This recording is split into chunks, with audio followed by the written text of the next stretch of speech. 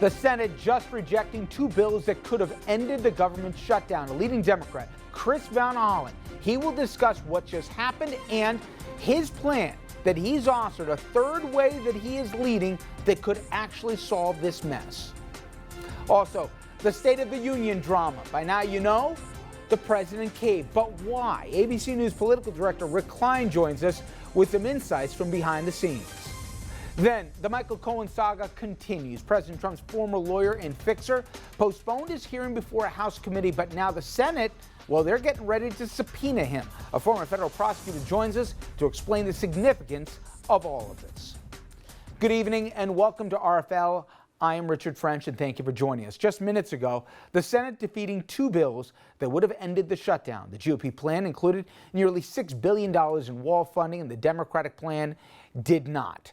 Neither got the needed 60 votes here to advance. But now there is a third compromise, a plan that just surfaced, and this man, Senator Chris Van Hollen, he is right in the thick of it. Maryland Democrat. He will be joining us in just a minute to fill us in. Now, earlier today, 6 Republicans voted for the Democratic plan. That includes some names you might recognize, Mitt Romney, Susan Collins among them. Joe Manchin of West Virginia, the only Democrat to vote for the GOP plan. By the way, the Democratic plan got 52 votes and the Republican plan just 50. Now, a few minutes ago, the president spoke from the White House. Are you up with this idea of the temporary spending measure to reopen the government? Well, one of the ideas suggested is they open it, they pay a sort of a prorated down payment for the wall. Now, Senator Van Hollen, he's a Democrat from Maryland, and he joins us now.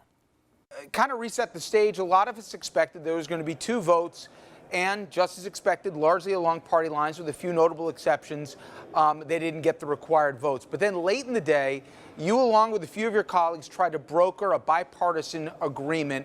Where does that stand right now, and what would it do? Well, that's exactly right. Was very disappointed that the bill that would reopen the government at least to February 8th was defeated, but I am pleased that after both bills went down, you had a group of about 20 senators, bipartisan group, 10 senators on each side, come together, and many of us supported an amendment to reopen the government for 3 weeks and pledge to use that time to work together to try to come up with a final resolution of this impasse, which could include lots of things that we could have been talking about without a government shutdown, including border security and immigration issues, and that, we believe, is a path forward. I should make clear my preferred path would be for the Senate to immediately take up the bill the House passed their very first day of session, which would reopen government permanently at funding levels that have been supported by senators on both sides of the aisle. But that obviously doesn't seem to be happening for now, so this is the best of all alternatives we face right now. This 3-week open the government, let's have a healthy discussion. Well, I think it makes sense to most Americans if you believe the polls, but as you probably know, the president said just moments ago, this thing would be DOA unless, quote, it has a large down payment on the wall. From what I understand, that's what the 3 weeks would be used for, would be to negotiate here, but to open the government in the interim. Is the president basically killing this thing before it gets started? Well, it was very bad news to hear what the president had to say, because it looked like we had a bipartisan proposal that was gaining momentum. We had a good, healthy showing of senators from both parties on the floor. And the whole idea was, look, let's take an unconditional timeout, right, for 3 weeks. Democrats aren't going to demand that the continuing resolution to open the government for 3 weeks has anything in it, and Republicans won't demand that it has anything in it. The whole purpose is to allow federal employees to get back to work, to get paid, for the government to be up and running again, at least while we have this time to negotiate. And unfortunately, it appears that the president has just thrown that proposal under the bus as well. And so it's another example where the president apparently wants to continue to hold hostage 800,000 federal employees and our economy and people who rely on important federal government services it's hold them hostage, which is what he apparently wants to continue to do. Very disappointing. I'm going to obviously go back and find out exactly what the president's talking about, but it doesn't sound good. Well, Senator, to that last point you make, because I think a lot of people think this is just about the wall, and it's a huge component to it, but I've spoken to a lot of your colleagues, and on and off camera, they say, sure, it's the wall, but the bigger issue is the extortion issue, that if you say now you're going to hold 800,000 people hostage and all the people who rely on them to get a wall, if you capitulate now, who knows where it ends? So it's, while there's objections to the wall that there may be better security measures to do in lieu of it, it's also you can't do it at the end of a gun. Am I misstating that, or is that right? No, that's right. I mean, look, everybody, as far as I know, is in favor of strong border security. We need to have secure borders. We can have a debate over the best way to do that. Obviously, you need Border Patrol agents. You need different technology. We already have 700 miles of fencing. We had that long before President Trump was president, and the Congress on a bipartisan basis has appropriated money to reinforce that fencing, to even build new fencing in strategic areas that the experts recommended. And so this is not a disagreement over the importance of border security. We can talk about the numbers, but you're absolutely right that what the president is doing here now is holding the entire country hostage to his demands. And it may be 1.6 billion, 5.7 billion for a wall, maybe it's 30 billion at the end of the day, but it's also all the other things the president may demand going forward. If every time he wants to shut down the government, people say, okay, you can have your way on something else. So the real answer here is for the Senate as a separate and co-equal branch of government to do our job and not simply take instructions from the President of the United States, which unfortunately is what Mitch McConnell, the Republican leader, and the Republican caucus are doing. They're totally abdicating their responsibilities as a separate branch of government and contracting out their duties to the President of the United States. And this latest issue will be a test, right? You had a bipartisan group of senators saying, let's do 3 weeks, no conditions, let's open it up, let's have a discussion. And we'll find out if, the president convinces the Republican leader not to allow us to have a vote on that. We filed an amendment. We should have a vote. Let's put it to the test.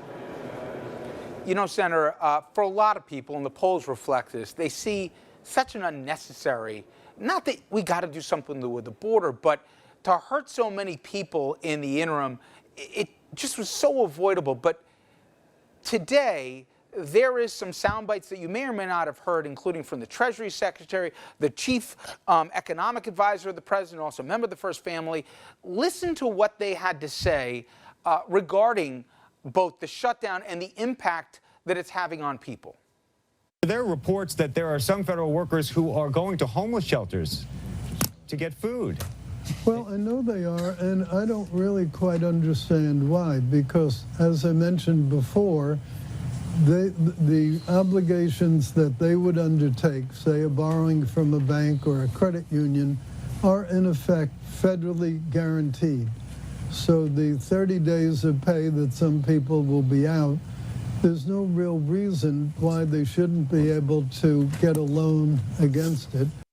In terms of the workers who are coming to work and not getting paid, what would you say to them?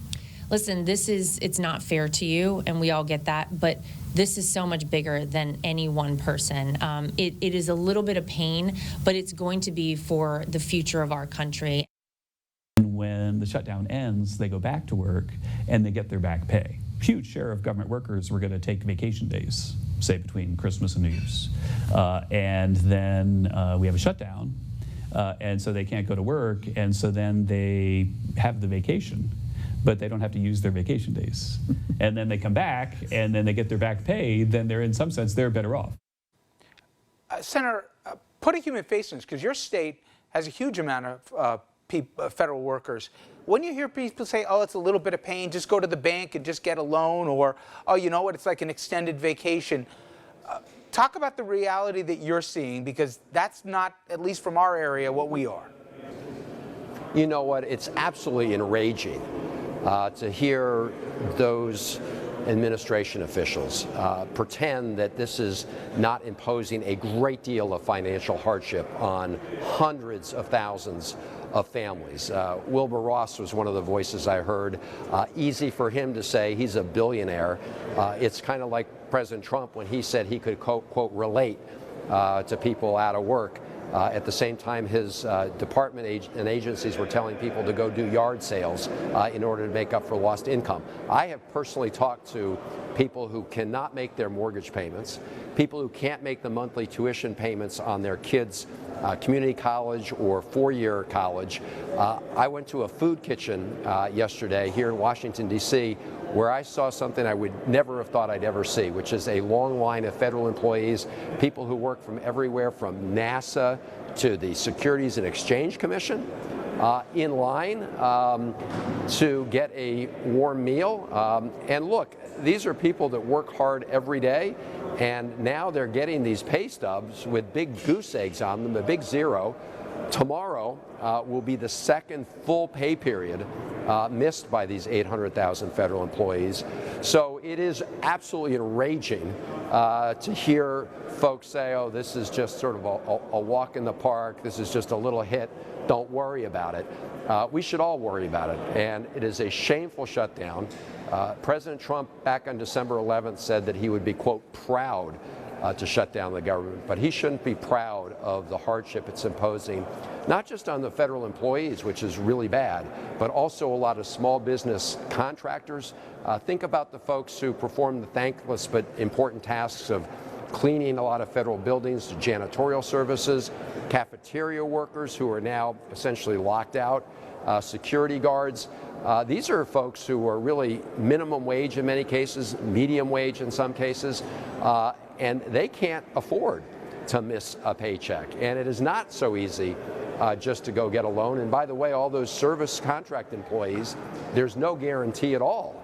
In fact, as of right now, they wouldn't get made whole in any way.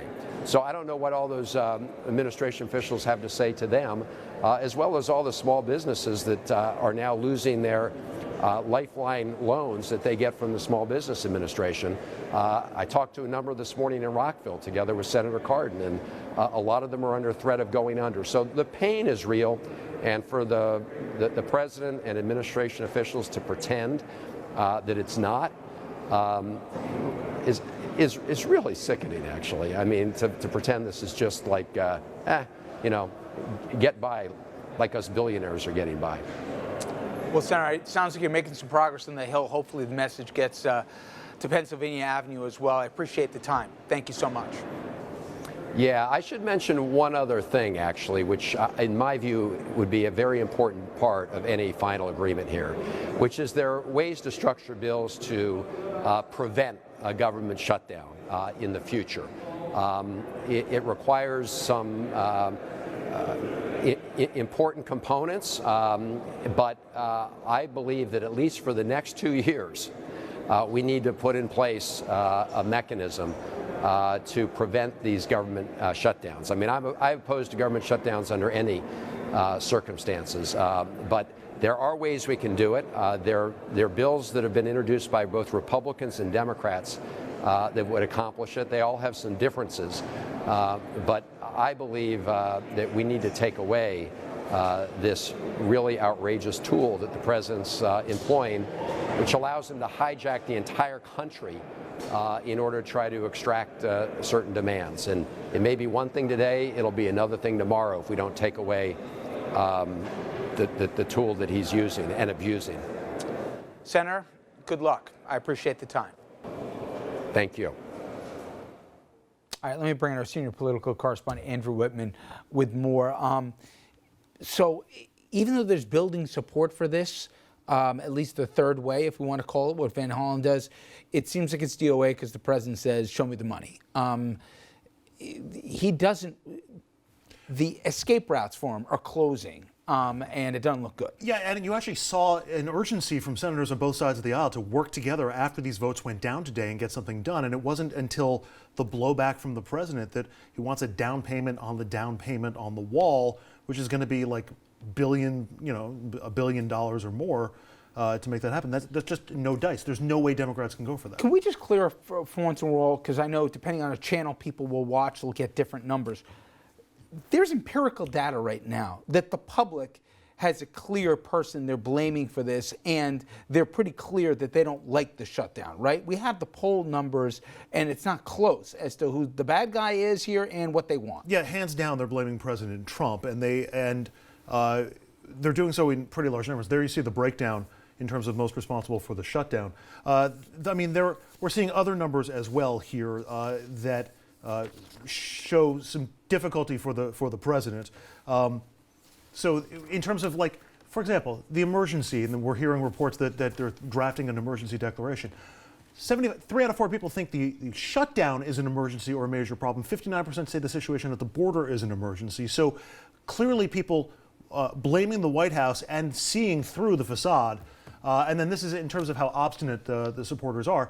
This is the plus news for the White House. Trump supporters or people who want the wall, more of them say that their side should not back down as opposed to Democrats or people who support the shutdown. We're already hearing concerns from folks in the banking community about the impact on the economy. You had 5 former Department of Homeland Security folks saying of both Republican and Democrat administrations, this is scary, the consequences. We talked about it yesterday, from the airports to the Coast Guard to the FBI to up and down, that this is nuts. But this is about so much more, Andrew. You did this early in the week. I think we have a list that we can even scroll in.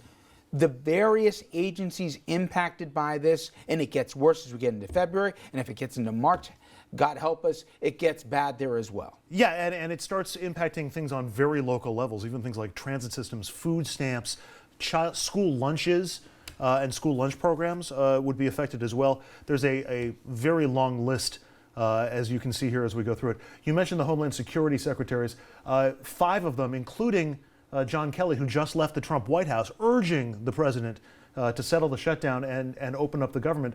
But 2 Homeland Security directors who served under President Bush, 2 who served under President Obama and President Trump. So bipartisan support there. And then as for the banks, we're getting warnings, dire warnings now, from both the head of J.P. Morgan Chase, Jamie Dimon, as well as the president of the New York Federal Reserve. Both of them are saying this is impacting our growth to the point where if this thing continues through the end of the first quarter, we could see 0 growth in this country. We've already lost money, and things are getting scary in terms of from a safety standpoint, and it only gets worse. Andrew, thank you very much. All right, when we come back, a former federal prosecutor joins us to discuss some breaking news here. We've talked about the bills that failed today. Well, apparently, the White House ready to go to DEFCON 5, reportedly preparing a draft proclamation for the president to declare a national emergency along the southern border. He threatened to do it. Now he looks ready to make good on the threat. We'll talk about this and more after the break.